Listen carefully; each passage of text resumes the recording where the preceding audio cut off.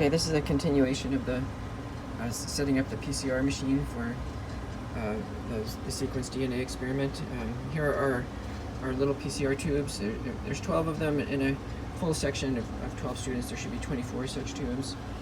The lid has reached the desired temperature, 105 degrees, and the block is now above the elongation temperature. So I'm going to open up the block, open up access to the block, and then start loading the PCR tubes into these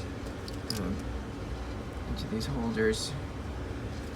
You want to work kind of quickly so that all the tubes get the full 4-minute denaturation time. And I'm also making sure that the lids don't pop open.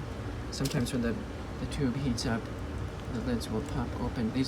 These lids feel really secure. I'm just checking, making sure all the lids are closed, and I have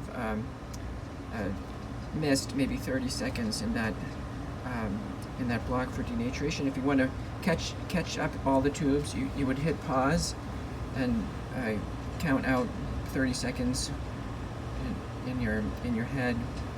That would allow the time for those last tubes to get the full 4 minutes of denaturation. We're not going to wait that long. I think plus or minus 1 minute in this stage is okay. And I'll hit resume, and this will go on for about 90 minutes, hour and a half to complete all of this work. Before exiting this video, I want to show everybody where these reagents are kept. This is a good time also to put away the reagents once you've started the PCR machine.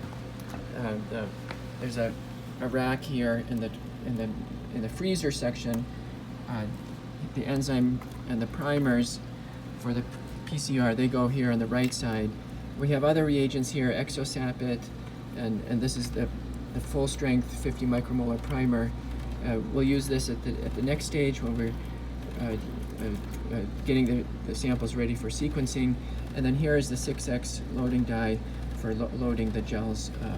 And this is the DNA ladder that we'll use as a marker lane in our electrophoresis reaction.